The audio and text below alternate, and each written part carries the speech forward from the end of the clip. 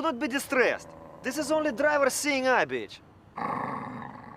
Okay, she's deranged, but so playful.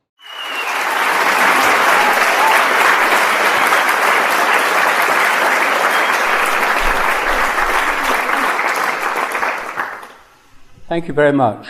It's very good to be here at the University of Sussex. I've had a long connection with the university. I used to be very friendly with Professor Brian Goodwin in the biology department, who was a pioneering holistic biologist and really blazed a trail for a wider kind of biology.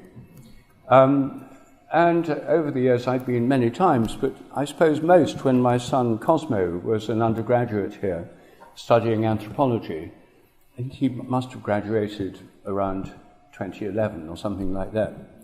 He's a musician now.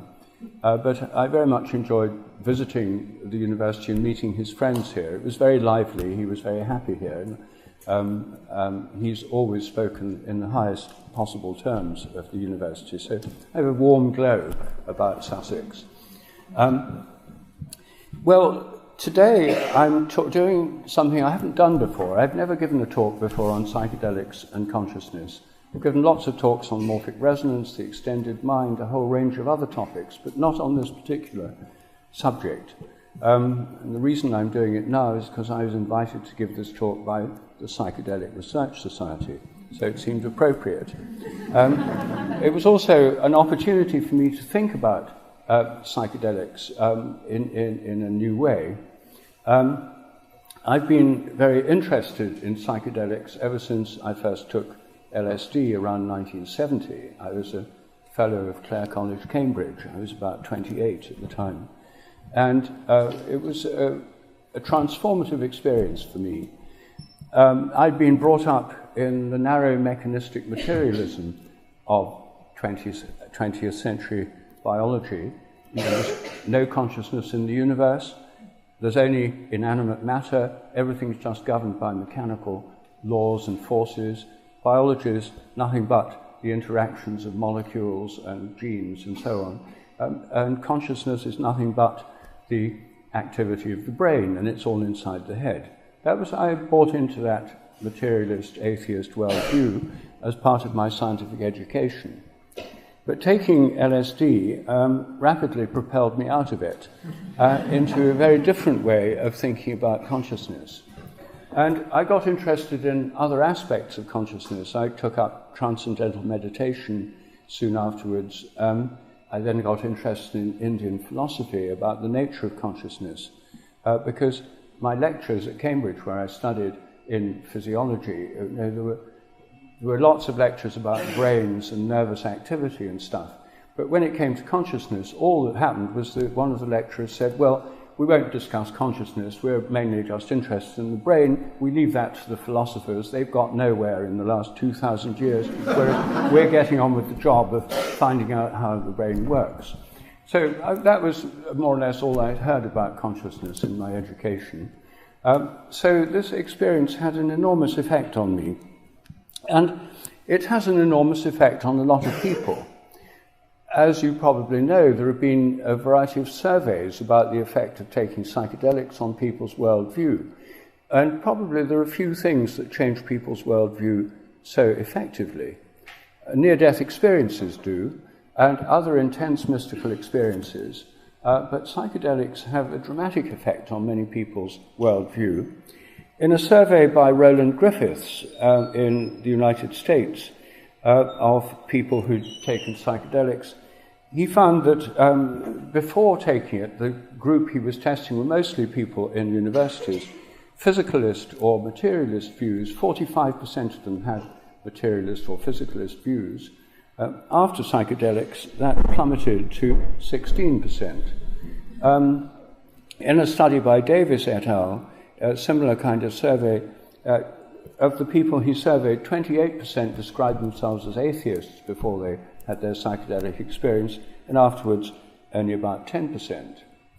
So the other surveys have shown that people who've taken psychedelics often have a greater sense of the life of nature, the sense that animals and plants are truly alive, not mere mechanisms, as mechanistic materialism tells us, and also a sense of greater connection with nature. The studies comparing different psychedelics, the one that has the most effect on connection with nature is magic mushrooms, which is not surprising because in a sense they're the most natural, of the available psychedelics. So the fact my own worldview was changed is not very surprising in the light of this research I only read about much more recently. I was just sort of average in the effects on me. And for me, this led to a real interest in psychedelic research. And when I was I spent some years working in India. I worked in an agricultural institute in India. I also spent a couple of years in an ashram in South India, where I wrote my first book, A New Science of Life, about morphic resonance, about memory and nature. And I was very interested by the different views of consciousness in Indian and in Buddhist thought, because a lot of their philosophy is about the nature of consciousness, and they've taken it further than almost anyone else, partly because the long tradition of people meditating and exploring consciousness through direct experience. When my book, A New Science of Life, was published in America in 1982, it was published by a publisher in California. And so I went to California for the first time. And I was invited to the Esalen Institute in California by Stan Groff, who was a well-known, and still is alive, he's a well-known researcher on LSD and other psychedelics.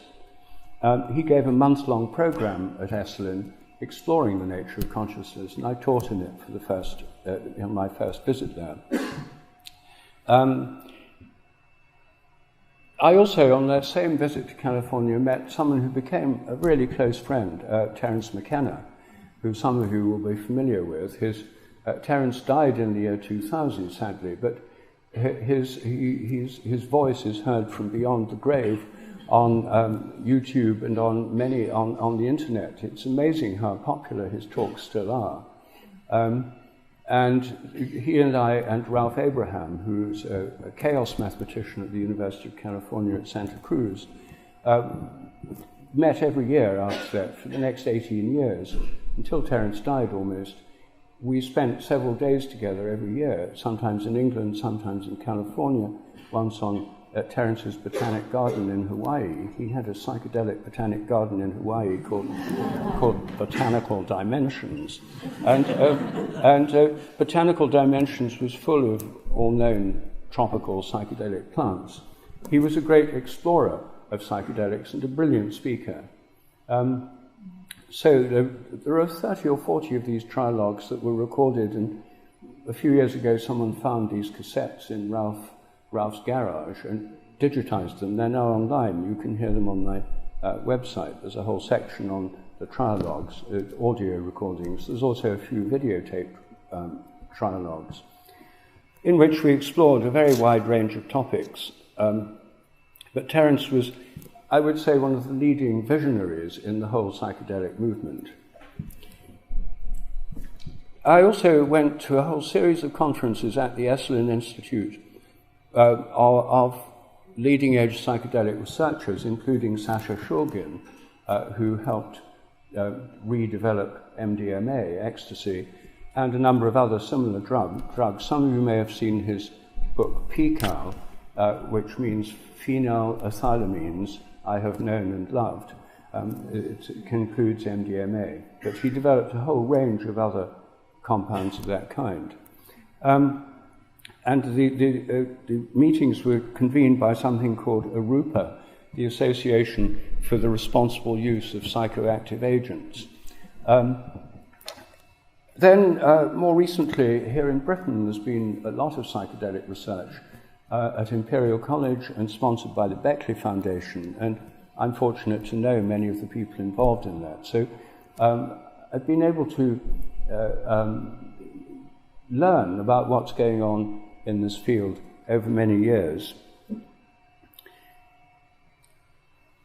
The the research discoveries, now it's legal again to do research on psychedelics, include studies of their effects on the brain.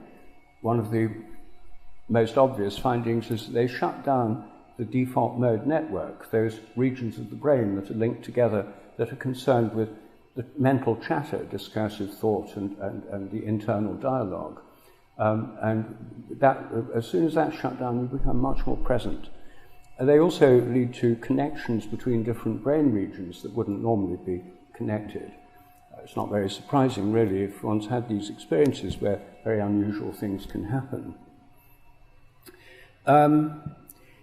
And more recently, there have been a lot of studies on the therapeutic use of psychoactive substances. For example, psilocybin and its effects on chronic long-term depression and on addiction. What's interesting about these studies is that it's not the drug itself working at the purely chemical level that's helping people, and they have much more effective at relieving long-term depression than any of the standard antidepressants or talking therapies. It's not the drug itself, it's the experience it induces. It's really that sense of being connected to a greater consciousness, a kind of mystical insight that changes people.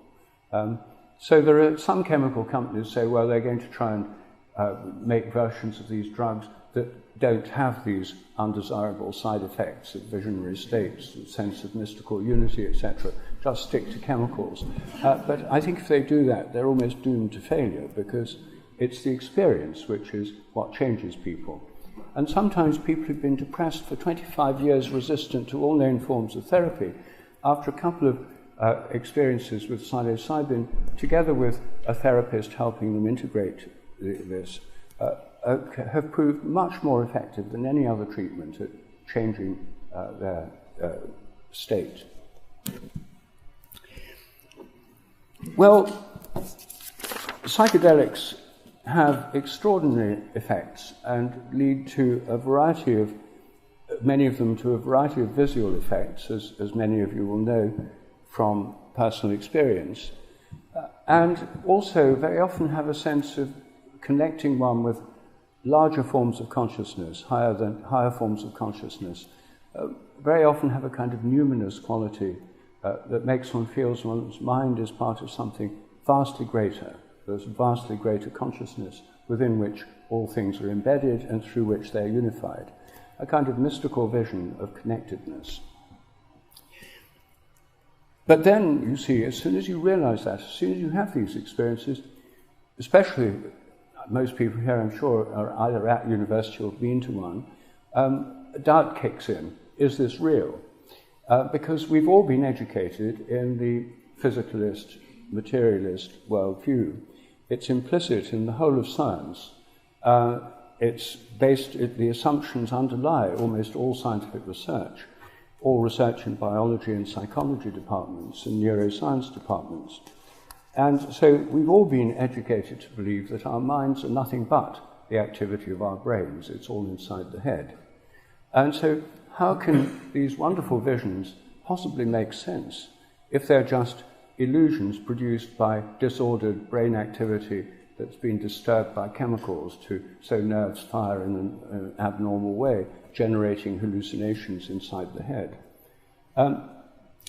Well, it doesn't feel as if that's what's going on if you take psychedelics. It feels that there's something much more important and interesting, and that these are real insights. It's not just the hallucinations of a disordered brain. But if you're a physicalist, you more or less have to believe that.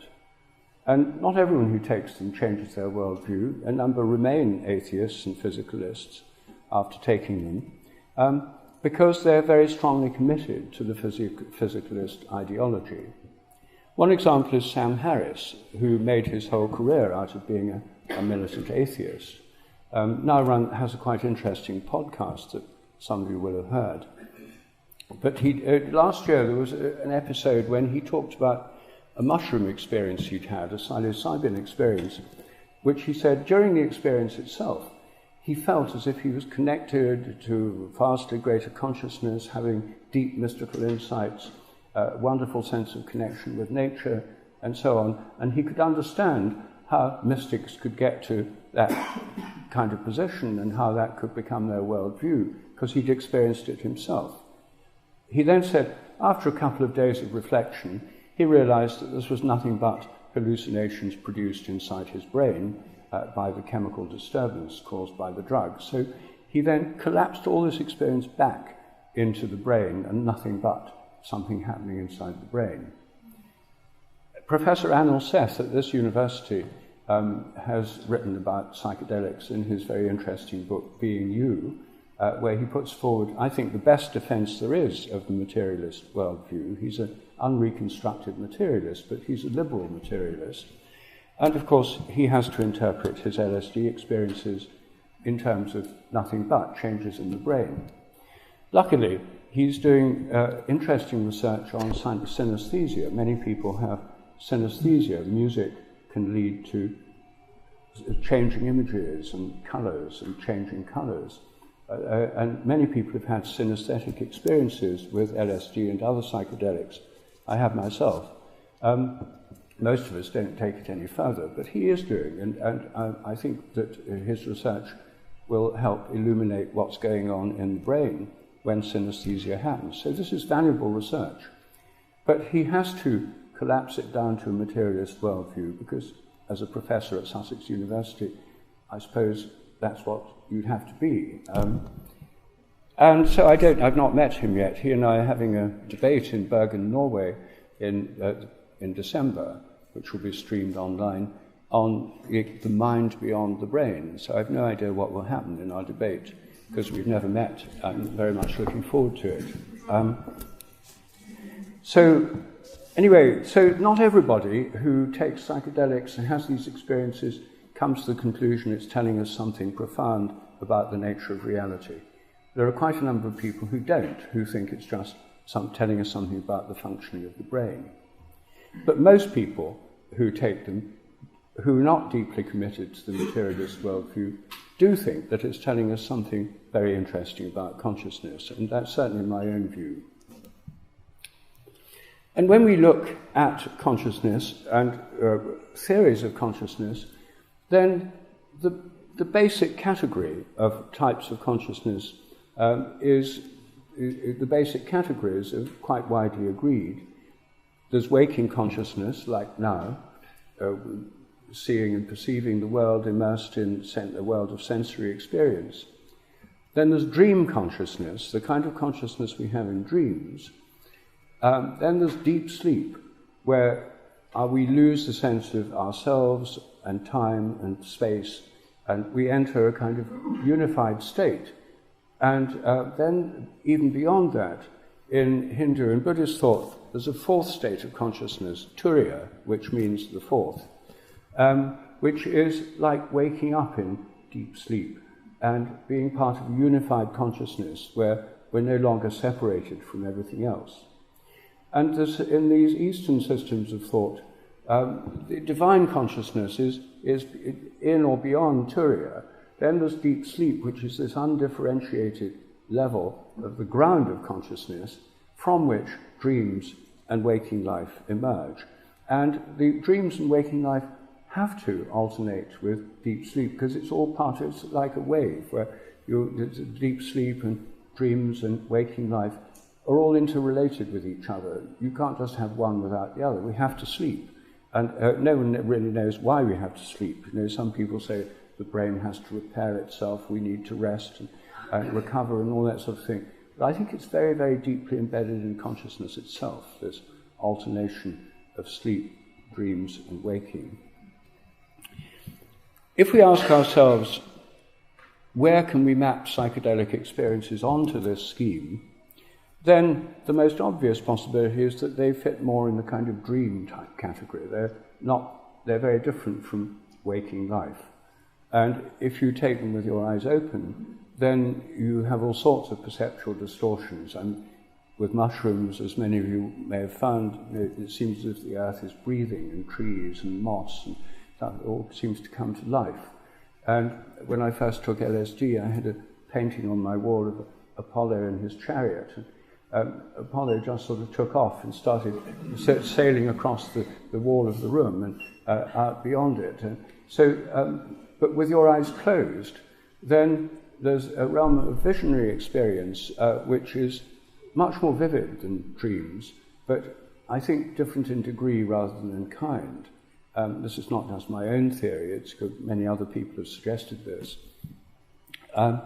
So I think it's in a sense continuous with dreams, also continuous with a whole range of other altered states of consciousness.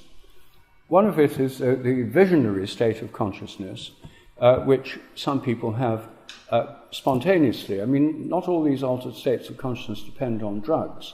There are many other ways of entering them. And visions are, commonly reported. The Bible is full of them. For example, the book of Ezekiel contains a vision where he sees beasts in the sky with 4 heads. Then he sees huge wheels with eyes all round the rim, and wheels within the wheels, other wheels that revolve with eyes. I mean, these are very like psychedelic visions. And the book of Revelation in the Bible, the book of Daniel, are full of visionary experiences which are like psychedelic trips. I'm not suggesting they were induced by psychedelics, but I'm saying they're of a similar kind, and they can occur spontaneously. Some people have visions of the Blessed Virgin Mary or of the saints. All sorts of visions occur. People who stay in darkness for more than a day or so often have hallucinatory experiences, and the darkness is in fact one of the simplest ways of inducing them. In Tibetan practices, some people go on 30-day dark retreats where they have an intensely visionary experience in these dark places.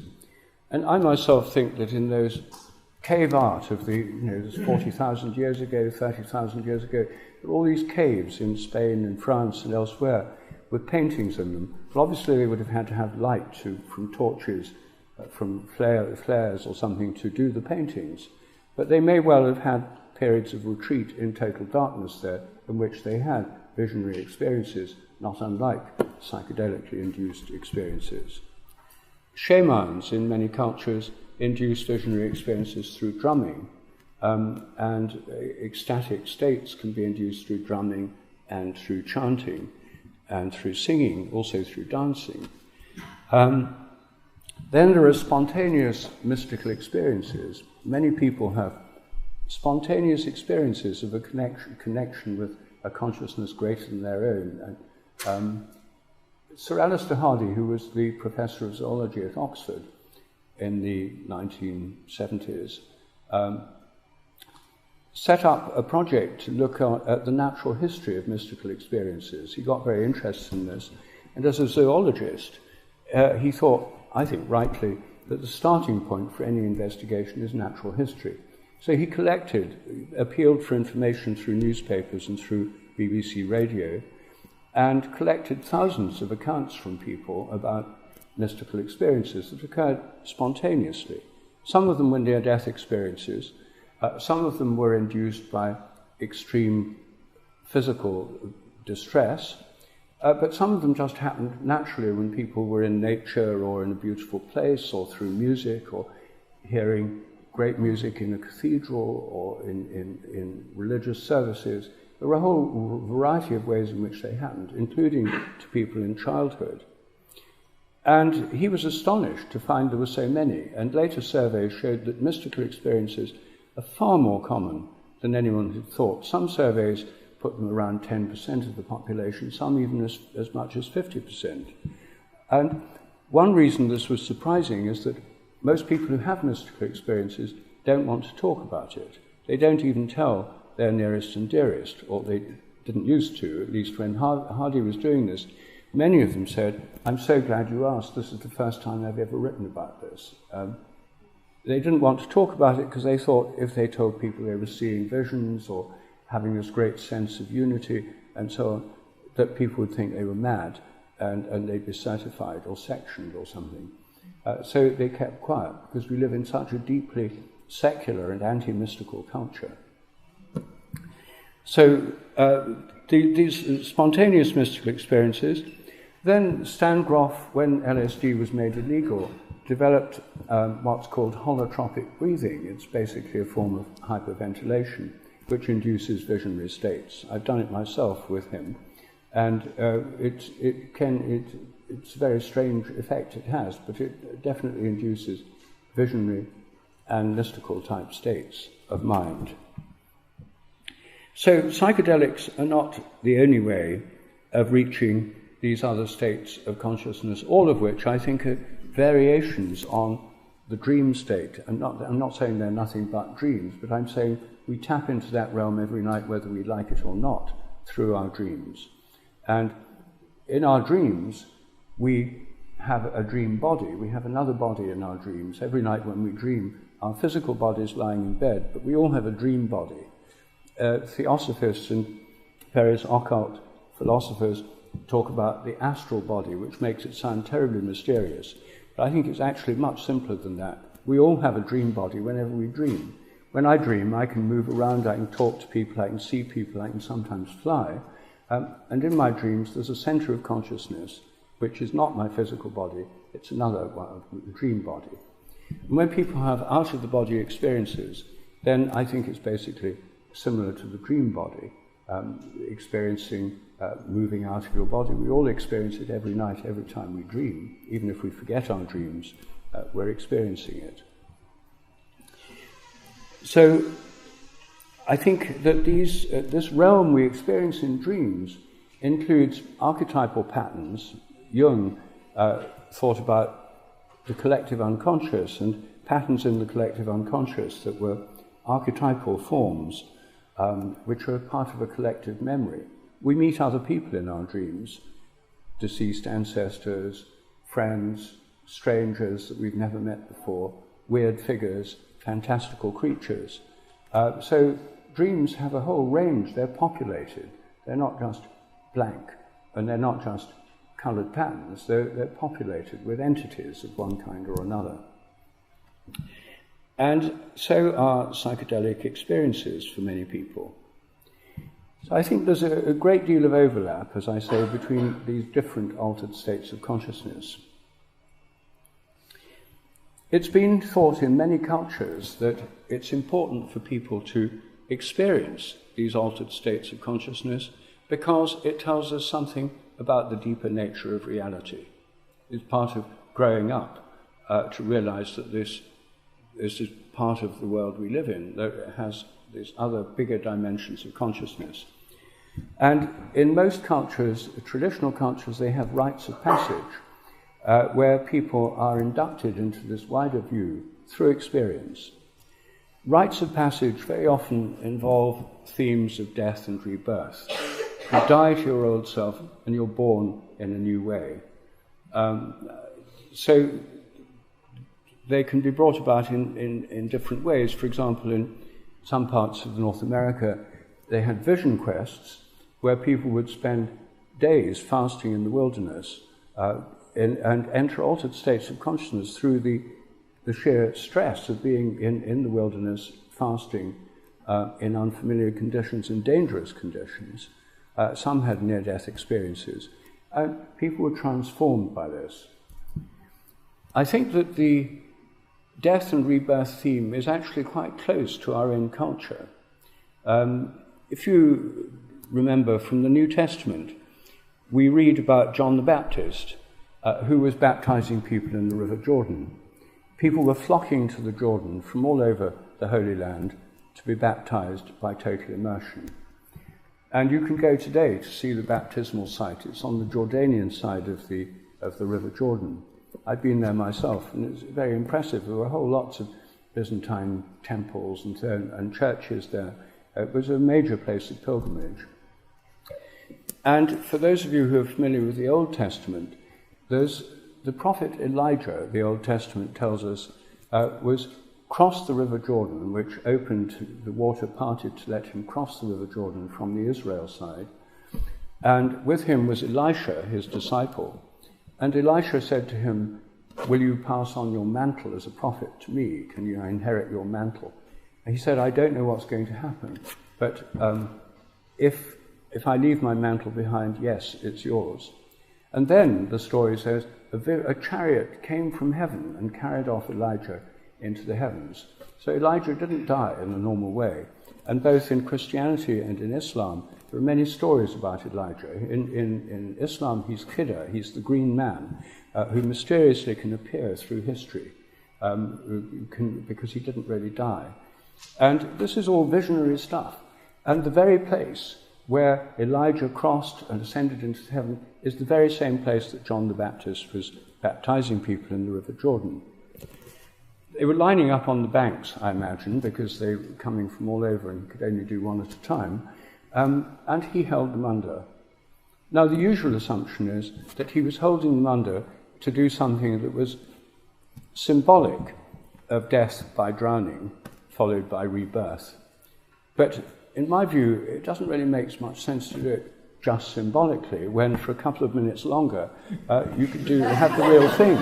And I suspect that John the Baptist was holding them under just long enough to induce a near-death experience by drowning. Very low-tech, very quick. He may have lost a few, but that was before litigation and health and safety. It all makes sense if you see it in that light, because what they were doing was experiencing that they'd died, they'd seen the light, and they'd been reborn. That's what happens in near-death experiences. People feel, you must have read about them, probably everyone's read about them, but if you haven't, very briefly, what people experience is floating out of their body, often seeing themselves from above, with operations going on in an emergency room in a hospital, for example, then going through a kind of tunnel into the light, and they enter a region full of joy, which feels joyful, blissful, full of light, with beings of light, often deceased relatives or other beings of light who welcome them. And so, and then people who've had near-death experiences often change. The surveys have shown that many people who've had them feel that they've died and been reborn, they've seen the light, they've lost the fear of death, they become much more spiritual and much more altruistic. They're changed in a matter of minutes by these near-death experiences.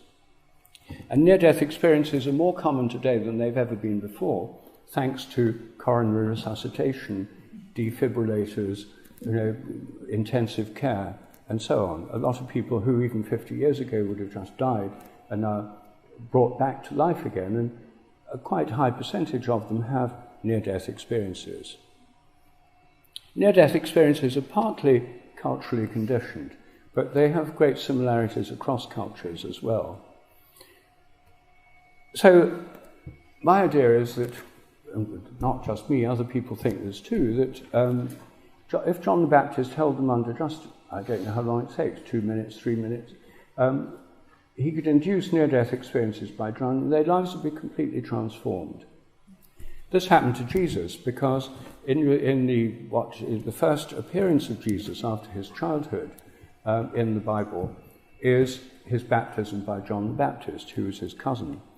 And Jesus goes there, he's baptized by John the Baptist, and when he comes up from the water, he realizes that he's deeply connected to God. He hears the voice saying, "This is my beloved Son in whom I am well pleased."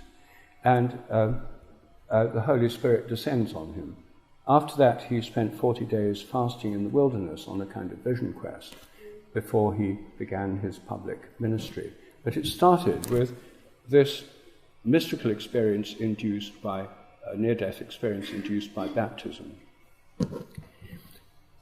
In the early church, people started baptizing infants by sprinkling water on them, and it did become merely symbolic. But in the ferment of the Protestant Reformation in the 16th century, some of the most radical Protestant groups were the Anabaptists.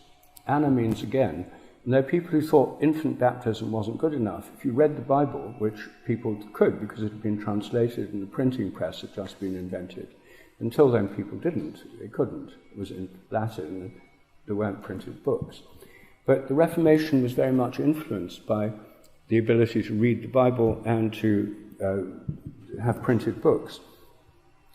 And when they read the Bible, they found that Jesus himself was baptized by total immersion in the river Jordan.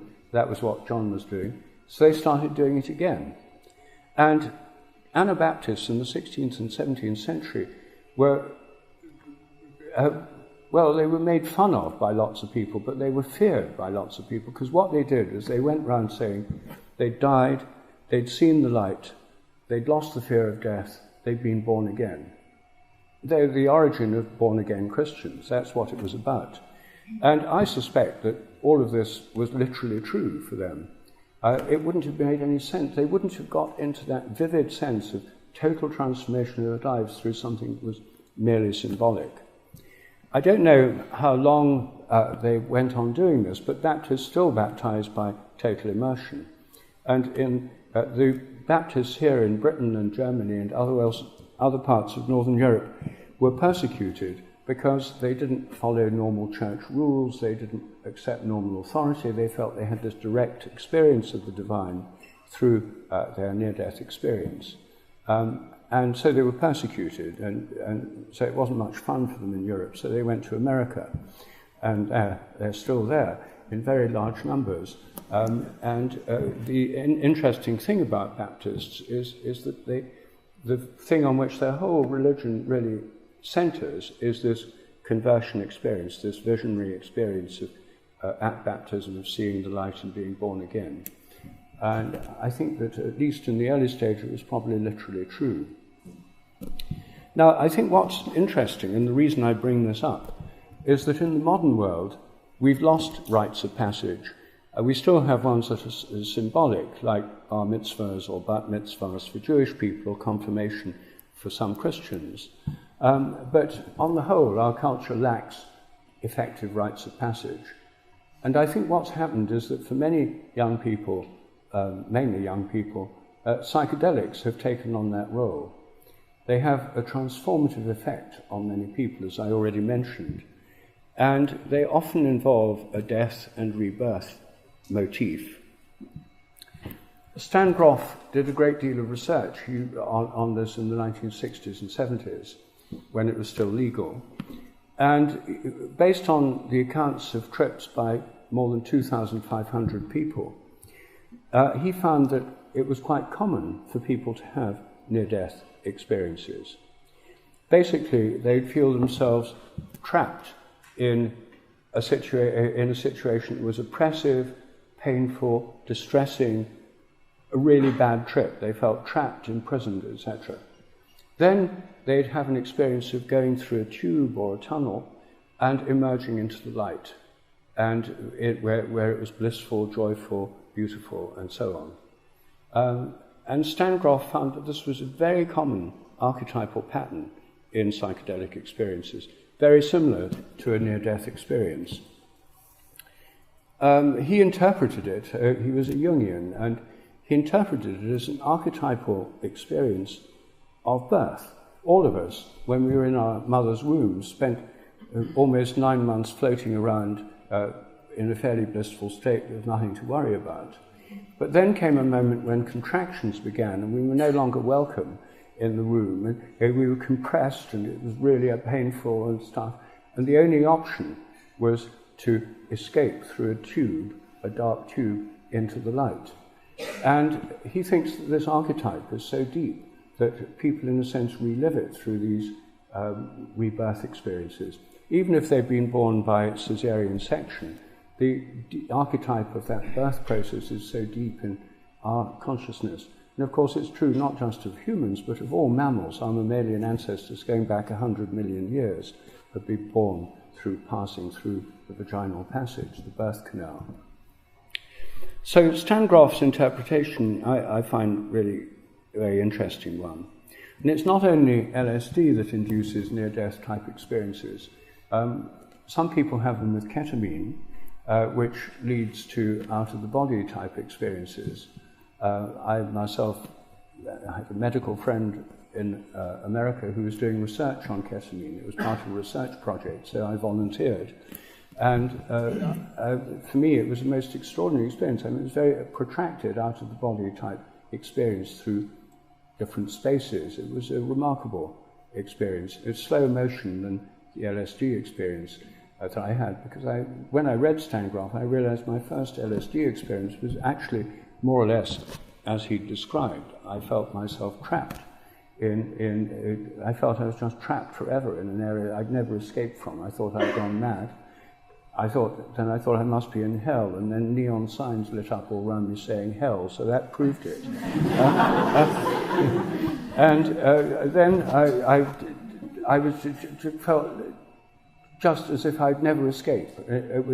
But I had to get out. I wanted to get out. And then an opening happened. I found myself just going up as if I'd been deep in the water, going up through the water and then bursting out into the light. And everything was blissful and joyful, and Mozart piano concerto turned into the most beautiful forms and shapes, constantly changing, and so on.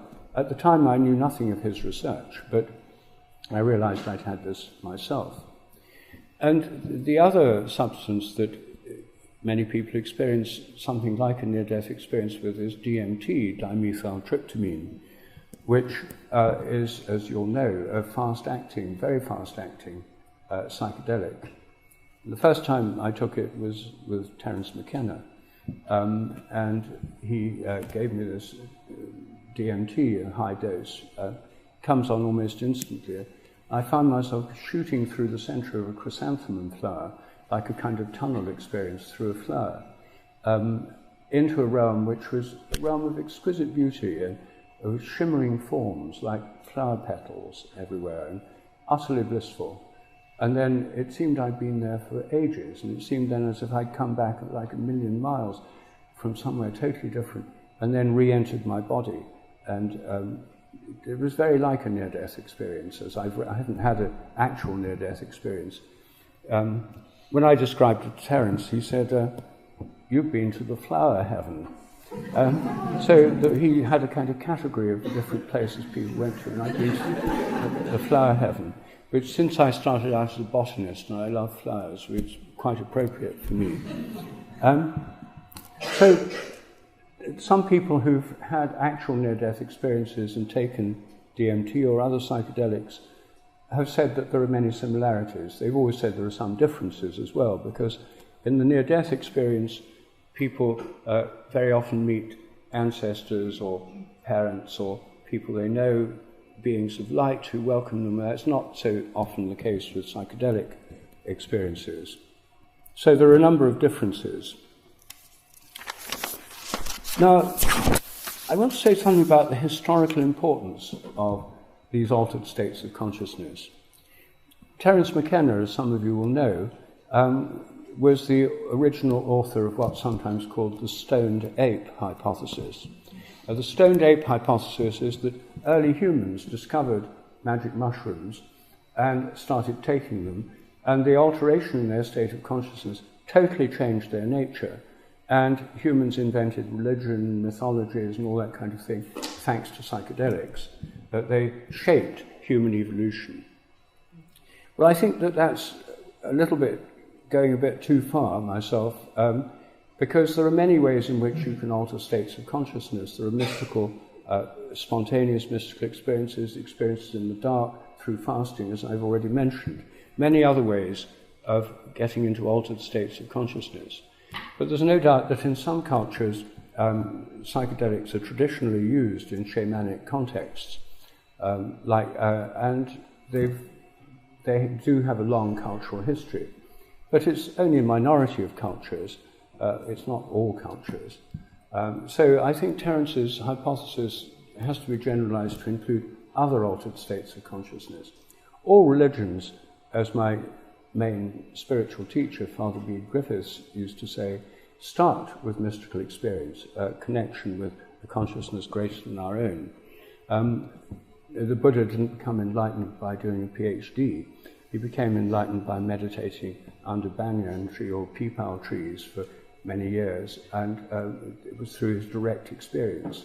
Jesus didn't become aware of his spiritual nature through studying at a rabbinical seminary. He became aware of it first, at least in the biblical report, through his baptism and the experience that followed it. So changes in consciousness through various means, I think, do underlie the sense that's present in all cultures except modern secular Western Europe, that there are realms of conscious realms beyond our own. Ultimate spirits or God or ultimate principle of consciousness, which Hindus would call Brahma, or with its forms of Sat, Chit, Ananda, being, consciousness, bliss, other forms of consciousness, and then many kinds of beings between the ultimate consciousness and our own. Angels, spirits, deceased ancestors, the spirits of saints, demons. This is a heavily populated realm. And the fact that we find similar visions of different kinds of beings, including animal spirits, in so many cultures is because these are real experiences that have a huge effect on the whole culture. They've been very much suppressed in our culture. The mechanist, materialist, rationalist worldview just says all this stuff, if it exists, they're just meaningless hallucinations or folk tales or superstitions, and you just need to get on with a proper rational attitude towards life and forget all that nonsense. So it's very much a very limited, truncated view that we've all been brought up with. So if we look at how our own culture has been shaped, the two main ingredients that have shaped it are the philosophy of ancient Greece, which came to us through the Roman Empire and through the great emphasis on Greece in our cultural history and our cultural mythology. And the great philosophers of Greece, many of them had psychedelic initiations. The Eleusinian mysteries at the Temple of Eleusis near Athens involved taking what everyone agrees was a psychedelic brew. The dispute is as to what was in it. I'm particularly interested by a recent theory of Brian Mororescu, who thinks that they were having a kind of beer made from barley, which had been infected by ergot. Ergot is the lysergic acid, LSD, is a derivative of ergot. That's why it's lysergic acid. And ergot is normally poisonous and induces all sorts of undesirable effects. But his theory is that they found a way of purifying it so that they could have the active principles, the visionary principles, without the toxic ones. Whether he's right or not, I don't know. But he argues that the original psychedelic brews were based on beers. They later became based on spiked wines. And in ancient Athens, there was a switchover. Alcibiades, who appears in Plato's dialogues, was prosecuted for blasphemy because he started serving the active principles from Eleusis in wine at dinner parties rather than in the proper ceremony in beer. Mororescu thinks that some early Christian groups were using spiked wine, which was psychedelic in its effects, and they were often accused by their opponents of wild parties and unruly behaviour, which he thinks was induced by the use of visionary wines as part of the Eucharist, bread and wine. The wine wasn't just a tiny sip of regular wine, it was something much more effective. There are now some interesting psychedelic churches that some of you may have read about. In North America, there's the Native American church, which uses peyote cactus containing mescaline as a kind of sacrament. And in Brazil, which is a kind of hothouse of religious and spiritual innovation, I think of it as the India of the Americas. It's a tremendously inventive place in spiritual and psychic forms. And there are several psychedelic churches. The one I've come across personally is Santo Daime, which is based in a little community in the jungle called Mapia. And Mapia is in Acre province. And it started as a Christian vision of Our Lady as Queen of the Forest, a green form of the Blessed Virgin, who's the patroness. And in their services, they drink ayahuasca from a kind of chalice, and people line up and one by one drink it. And the whole group then has a collective experience with periods for individual visionary activity, but also singing together and chanting together. And this interesting psychedelic church involves people seeing visions of angels, of saints. It makes Christianity truly visionary again for the participants. They've now spread all over the world, so there are underground gatherings of this church here in Britain, but it's illegal here, so they have to be underground. In parts of the United States, it's now legal, and in Brazil, it's legal. So it flourishes there, and there are several other psychedelic churches as well. Now, I just want to say one or two things about entities. There's recently been quite a lot of discussion and research on so-called entities, that people on psychedelic experiences meet beings. Terence used to talk about machine elves. So people meet bizarre beings, including cartoon-like characters, but also beings with human and animal characteristics, saints and angels, deceased ancestors. All sorts of beings are encountered as entities. And there's a lot of debate at the moment. I went to a symposium 2 or 3 years ago just on entities and DMT experiences with DMT and ayahuasca. And the question was, are these just figments of individual imagination? Are they hallucinations like characters in dreams? Or do they have an autonomous existence? Can they be shared between different people? Are these, some people would say they're Jungian archetypes that are shared experiences. And there's no doubt that people can have culturally shared experiences of entities. I tried to do research on this just in relation to normal dreams, and I thought a good place to look would be in India, Ganesh. Ganesh is supposed to be the son of Shiva. He's the elephant-headed god, a human body with an elephant head. He's a very beloved god in India. But clearly Ganesh couldn't really have existed. And some Hindus take it literally and say, oh, it was just early Hindu surgeons who did head transplants from elephants, but not very plausible to take it literally. He's a kind of archetypal form. You see Ganesh everywhere in India, on calendars and in statues and pictures and so on. And lots of Hindus dream of Ganesh. And I found online there are Hindu Ganesh dream discussion groups where people all share their experiences of Ganesh in dreams. So is Ganesh just an individual hallucination, or has Ganesh taken on some kind of autonomous existence that goes beyond any particular individual? And could some of these beings actually be the spirits of deceased ancestors when they appear to be? Could they actually be deceased ancestors? Could angels that people encounter actually be angels, which have always been believed to exist independently, in a kind of independent psychic reality, independent conscious realm that we tap into through dreams and visionary experiences? Or are they merely human products?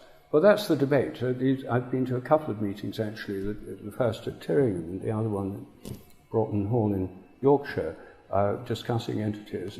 And these are the two main schools of thought. I myself think they may well be autonomous entities, autonomous beings that inhabit a kind of conscious world beyond our normal waking state. And this then ties in with a final question I want to raise, which is about death. In most cultures, it's believed that when you die, that's not the end. If you're a materialist, of course it is, because the brain is the source of consciousness, and as Professor Seth says on page 1 of his book, Being You, when you die, it's just oblivion. He doesn't argue the point, he takes it for granted. It's just part of that paradigm.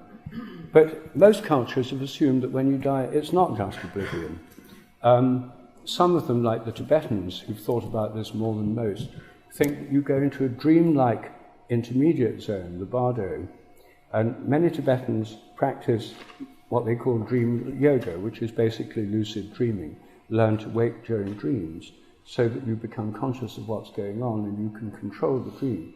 The reason they do it is because they think the bardo is like a dream state And if you know how to navigate dreams, you won't be confused and distressed by when you die in the bardo. That's what the Tibetan Book of the Dead is all about.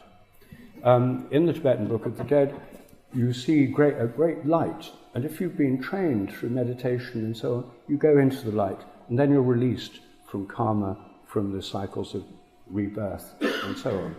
But most people are terrified of the light. They turn away from it. Then they have a second chance with the dimmer light, and further chances.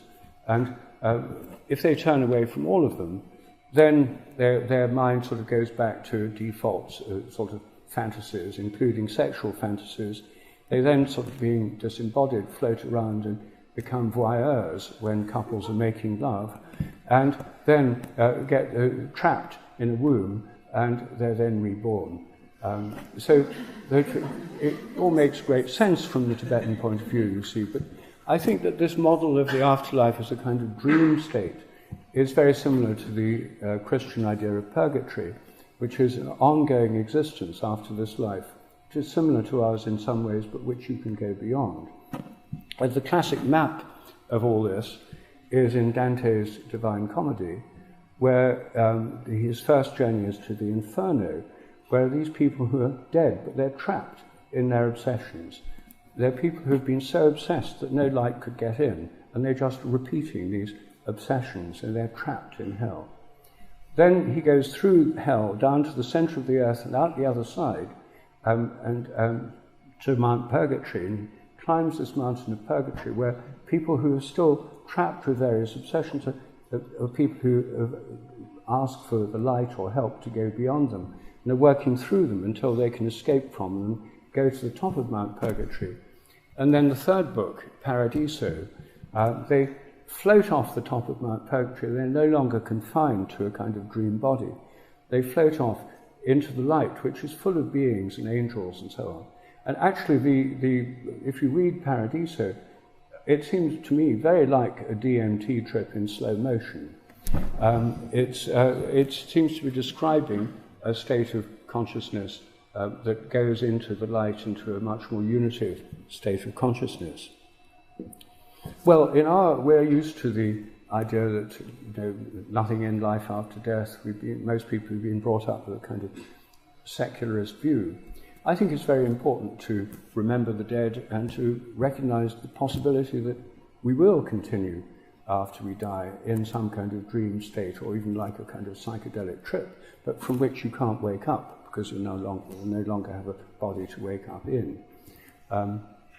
I think it's important to remember the dead. This is the season of the dead. All Souls Day was on November the 2nd. My sons, Merlin and Cosmo, are currently in Mexico. They went there for the Day of the Dead, where this is in Oaxaca, where this is a huge celebration in Mexico. It's a really big sense of connection with the dead. There's one day in the year when the day it's easier for to communicate both ways between the living and the dead. And then, of course, we have Remembrance Sunday, this coming Sunday, which is why some people wear poppies like this, which is about remembering the war dead and helping their families who are still alive and who've lost a loved member of the family. So this is the season of the dead, and I think that psychedelics and these altered states of consciousness can help to illuminate what may happen when we die. Of course, we'll never know for sure until we're actually dead, but I myself expect to be in some state of that kind, a dreamlike or psychedelic-like state when I die. It may alternate with sleep, of course, because dreams alternate with sleep. But you could say that the standard atheist view of total oblivion is also based on a sleep metaphor, but it's based on the idea that you just go to sleep and never wake up. Maybe you do, and so it's good to be prepared for it. Well, I think that what's happening here, and finally, is this is part of a widespread paradigm shift. Some of you may have seen my book, The Science Delusion, where I deal with the 10 dogmas of mechanistic materialism and show how the sciences are bursting out of them. Some of you may have seen my TEDx talk on the subject, which was actually organized by 3 undergraduates from Sussex University. So there's a Sussex connection with that. There's also many studies now on spiritual and religious experiences, scientific studies, thousands of peer-reviewed papers, basically showing that people who have spiritual and religious practices are on the whole happier, healthier, and live longer than those that don't. So presumably the reverse is true.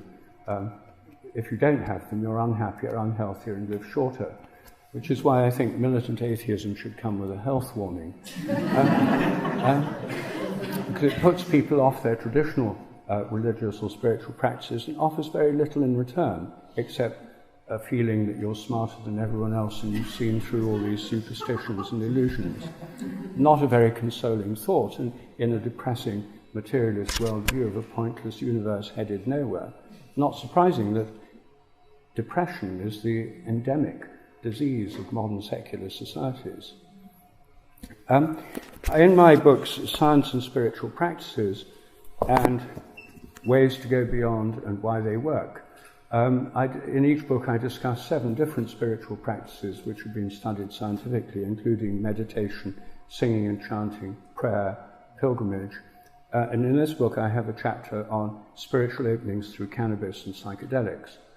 You'll notice the cover is of a flower through which, this portal, the idea of the centre of a flower as a portal is for me a deeply meaningful one because of my own DMT experience.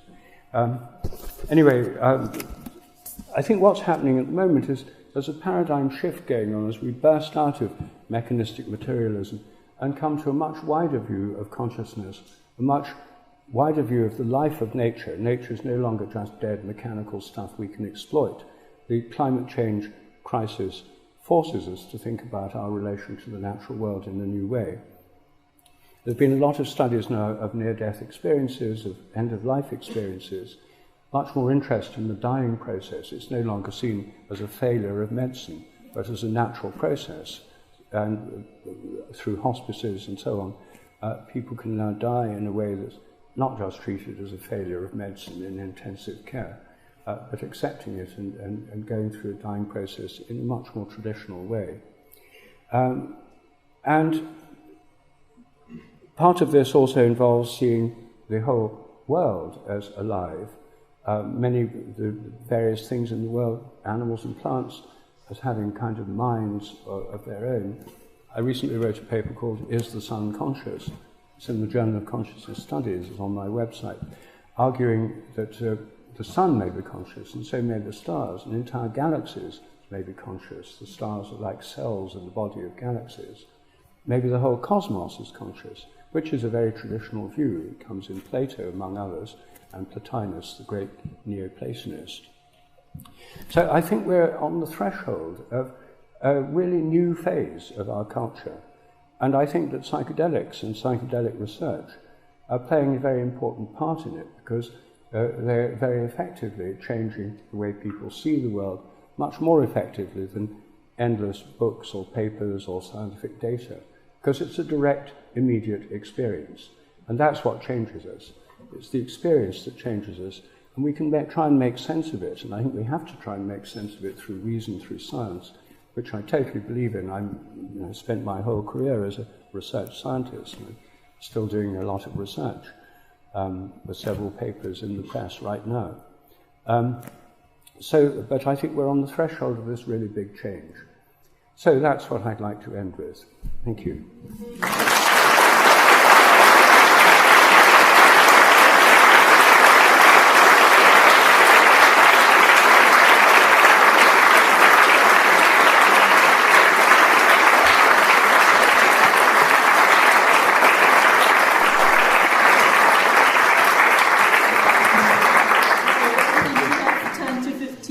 Minutes for Q&A. If anyone would like to ask a question, please raise your hand and I'll come to you. But first of all, that was an incredible talk. Thank you very much.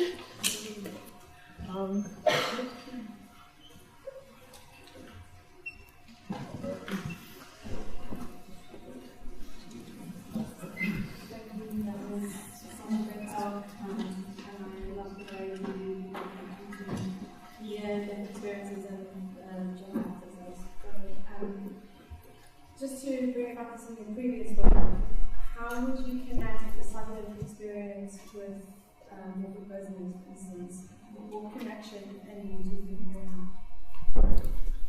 have? The questions about psychedelic experiences and morphic resonance. I haven't talked about morphic resonance this evening, but for those of you who are not familiar with it, it's the idea there's a kind of memory in nature. Each species has a kind of collective memory. The so-called laws of nature are more like habits, and our own memories are not stored inside our brains, as the materialist theory has to say, because everything has to be material, so memories must be material inside the brain. Very little evidence that they actually exist, these memory traces. I think our own memory depends on resonance with ourselves in the past across time. Morphic resonance is a resonance on the basis of similarity across time. I think it relates to psychedelic experiences in several ways. Firstly, I think that the archetypes, or these basic shared collective patterns that Jung called archetypes in the collective unconscious, are part of this collective memory maintained by morphic resonance. Secondly, I think that the actual psychedelic experiences themselves have morphic resonance. So if you take ayahuasca, for example, then I think because the ayahuasca changes your brain in a particular way and changes your whole physiology in a particular way, you'll morphically resonate with previous people who've taken ayahuasca. So there'll be a kind of morphic field for each of these drugs, for the experience, which will be conditioned by the culture in which it's been taken. So, for example, with ayahuasca, where it's an Amazonian drug, often associated with myths about jaguars and snakes.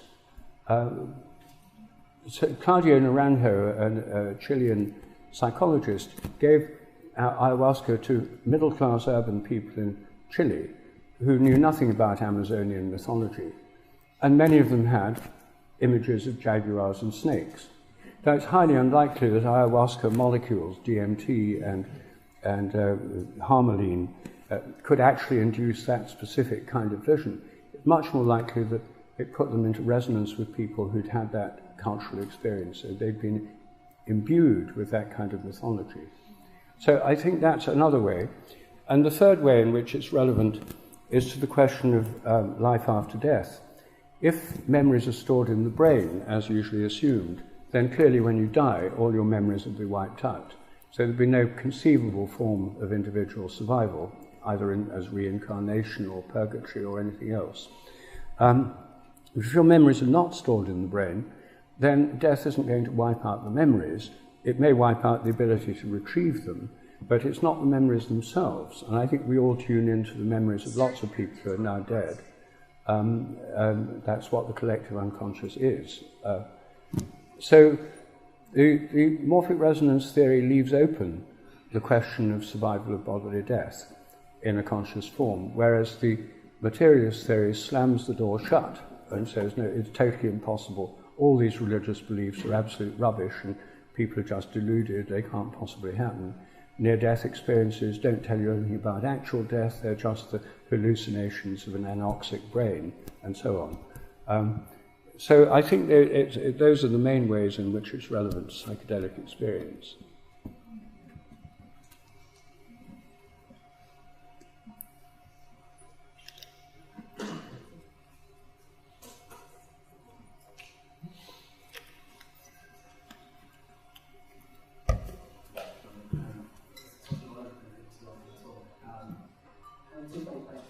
I can't hear you. Can you? Oh, sorry, can you hear me? Yes. I had a few more questions. The first part was around the recent research that's been going on ever since 2012 that's been confirming that although the media keeps telling us that psychedelics are an increase in brain activity, they light up the brain like a Christmas tree, and over the last 10 years it's been shown that it's been the opposite is true, and there is a decrease in brain activity across all modes, especially the neural network. But media keeps trying to perpetrate the same sort of idea that it's actually an increase in brain activity. With this sort of reconfirmation of brain activity in these studies, is it likely that this sort of going to start pushing against people such as Sam Harris or other people who believe that, oh, this is just hallucinations, even though it's providing one of the richest experiences, one of the most differential experiences that they'll ever experience in their life. Is this sort of one of the final nails in the coffin, or is there another way for physicalist materialism to wiggle its way out of this one with decreasing brain activity? Well, the brain activity, there's a decrease in activity of the default mode network. You know, there's increase in some other kinds of activity. So I don't personally think that the brain activity studies tell us that much. Obviously, the brain's involved, and the drugs are acting on neurotransmitters. That's why they work. I don't think they tell us very much about the content of the experience. And so, what many people think, you see, materialists say the brain produces consciousness, and therefore brain activity must be correlated with consciousness one-to-one. But the traditional view is not that. It's that consciousness works through the brain, and that there are forms of consciousness, higher forms of consciousness that can work through our brains. And the usual interpretation of mystical experiences is not that our brain produces these experiences, it's that they're always there, available to us, but we normally block them out because we're so busy worrying about all the things we worry about, obsessed with our own fantasies and so on. So we block them out.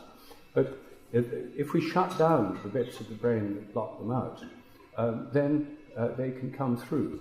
So I personally prefer the idea that their experience is coming through, and that the effect on the brain is really to permit these experiences to come through rather than blocking them out through our normal mental activities. Of course, with people's worldviews, you can't, in the end, persuade them just through logic. I mean, it's really experience that we'll have to tell, which you have to tell in the end. What I find perverse about the materialist point of view is that it claims to be based on science, reason, and empirical evidence. Empirical evidence means literally the evidence of experience. The Greek word empirical, it means experience. So if you're going to have empirical evidence about consciousness, it has to be based on conscious experience. And to dismiss conscious experience in favour of an ideology that says it's all about molecules and consciousness doesn't do anything, it's just an epiphenomenon of the brain or an illusion produced by brain activity, it seems to me utterly perverse and deeply anti-empirical.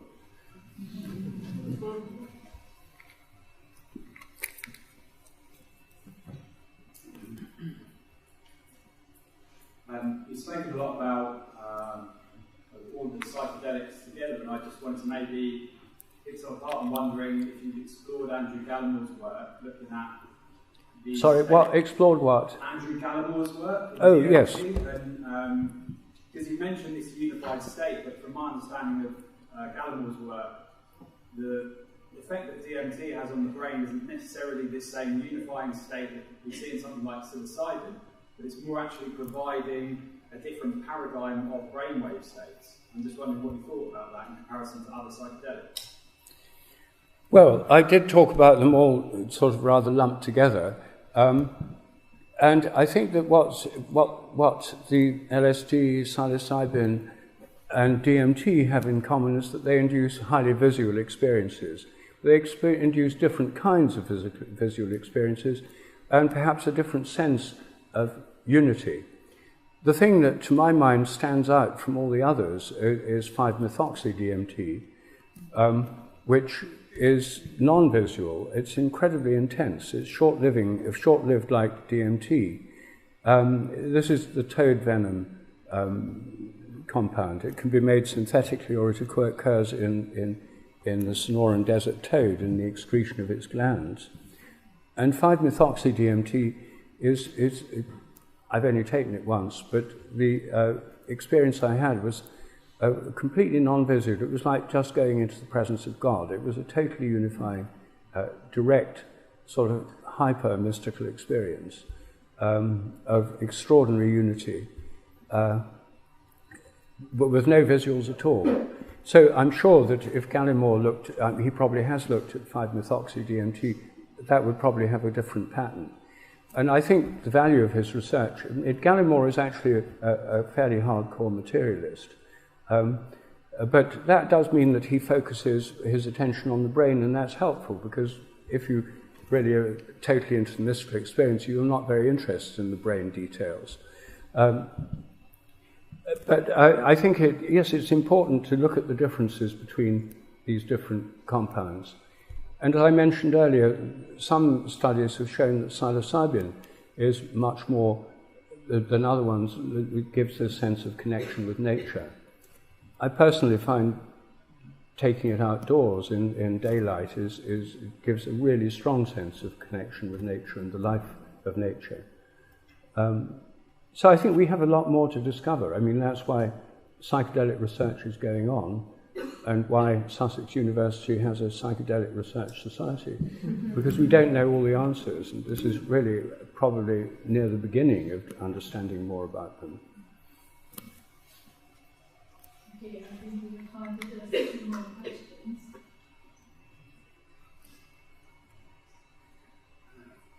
Hi, Rupert.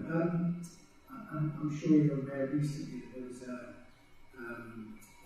100 or so consciousness researchers that have been announced. Sorry, I couldn't catch that. Sorry, I was saying the leading consciousness researcher accepted in the physicalist model, Giulio Tonelli, is integrated information theory, which just recently denounced by 100 of the world's leading consciousness researchers.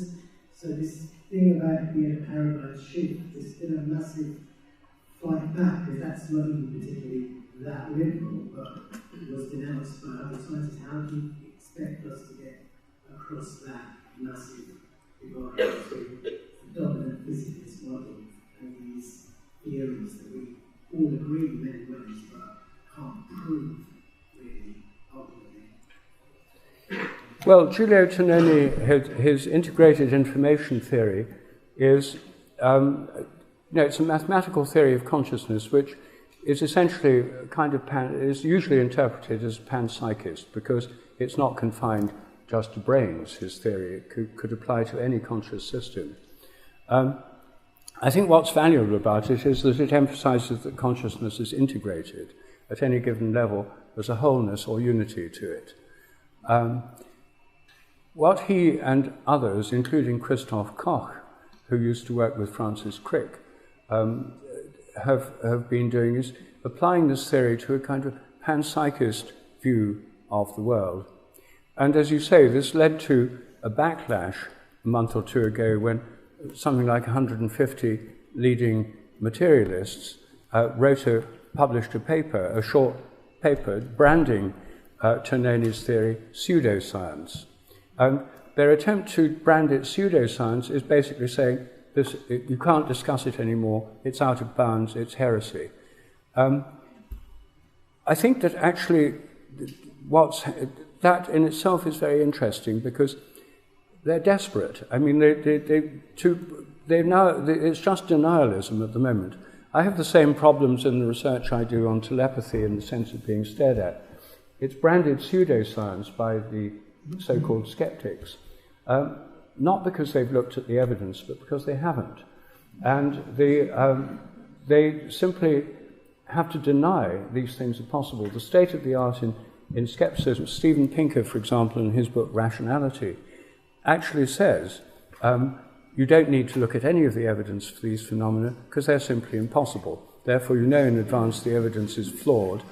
I challenged him to a public debate, and he said he turned it down, saying he hadn't got the bandwidth to do it. And I said, why not? And he said, because he'd have to read the evidence if he took part in the debate.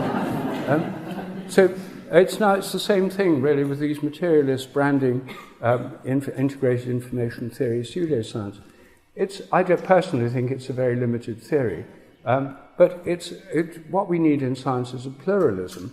What we've got is a kind of dogmatic materialism that has only one valid point of view, namely materialism, and anyone who doesn't agree with this is a heretic and needs drumming out of town.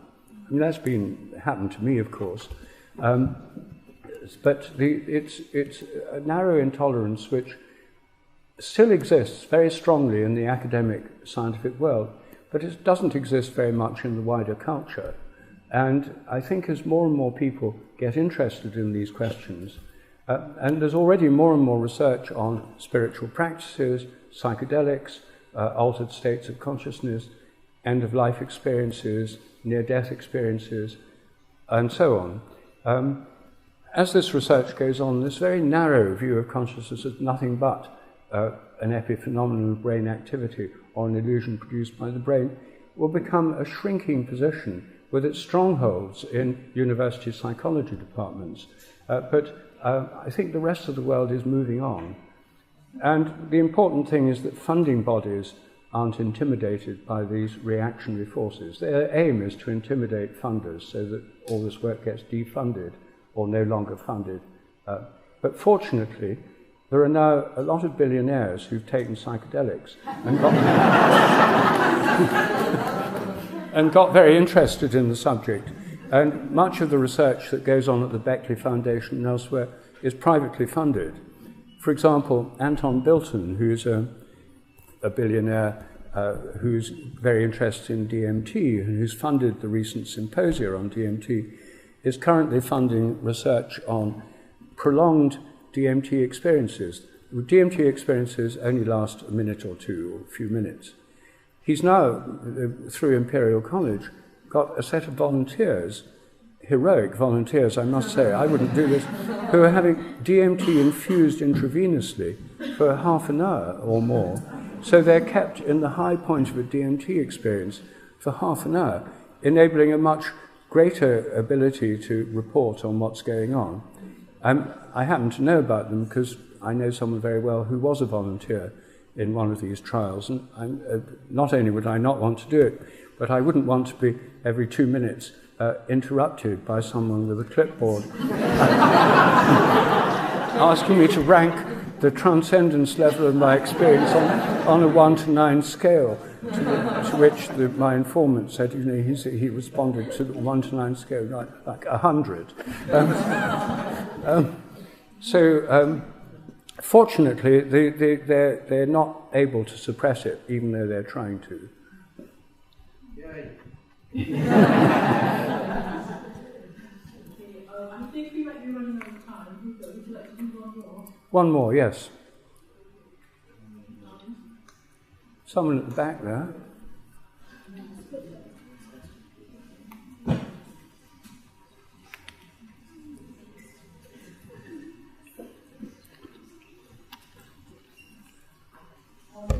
Hi, thank you first of all for a phenomenal evening reserved to this organising. My question is kind of twofold, but short. So, in 2020, I had a spontaneous spiritual awakening, which rocked my world because I didn't even believe in spirituality, and I knew nothing about what was happening to me. And my partner at the time, who was the person I was experiencing this, but the only person who witnessed it really, said it felt like being with LSD, being with me. In the time that happened, I'd never done psychedelics, so I had no idea what that meant. And since, not only am I trying to really understand what happened to me, and what you mentioned about memory and morphic field, I'm definitely looking at. But I have since very much entered the world of psychedelics, primarily through ayahuasca, psychedelic, LSD, magic mushrooms. We talked about a shift, a paradigm shift. What is your view on whether this paradigm shift that is happening regardless of our actions? It is happening on a cosmic level, astrologically, universal, Mother Nature guiding us to awakening and embracing these jewels that she has left for us to help and aid our evolution and the speed up of our own evolution. Well, I just don't know is the answer.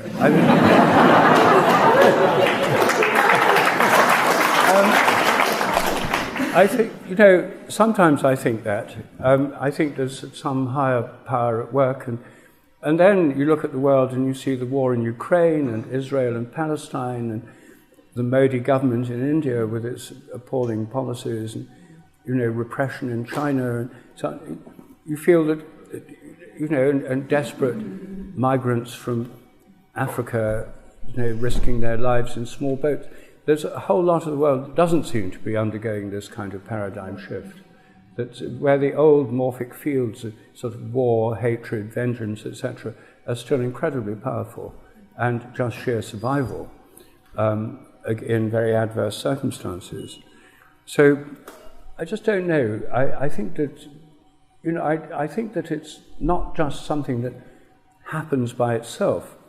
Those who believe in the power of prayer feel that what happens in the world can be influenced by our prayers. And, I'm a Christian myself, an Anglican, and every day I pray, I meditate every morning, and in the evenings I pray, and I always start with the Lord's Prayer. Thy will be done, thy kingdom come, thy will be done. And it's really, that does imply some greater will or power at work in the world. It's not always clear what it is or how it's working. But I think we can at least hope, and if you pray for positive changes in the world. In fact, there's not a lot else we can do sometimes when things seem desperate. So I think maybe there are greater forces at work, but they're not necessarily astrological. They might be. I don't know much about astrology. But I think there are things that we can also influence through our own attitudes. And indeed, I think we need to have attitudes of hope for the world, because the alternative to hope is despair. Despair literally means désespoir in French. It's the opposite of hope, unhope. We have to have hope, because otherwise we're paralyzed with inaction, and there's no chance of things getting better from a point of view of despair. So personally, I'm hopeful, but exactly what for, I don't know.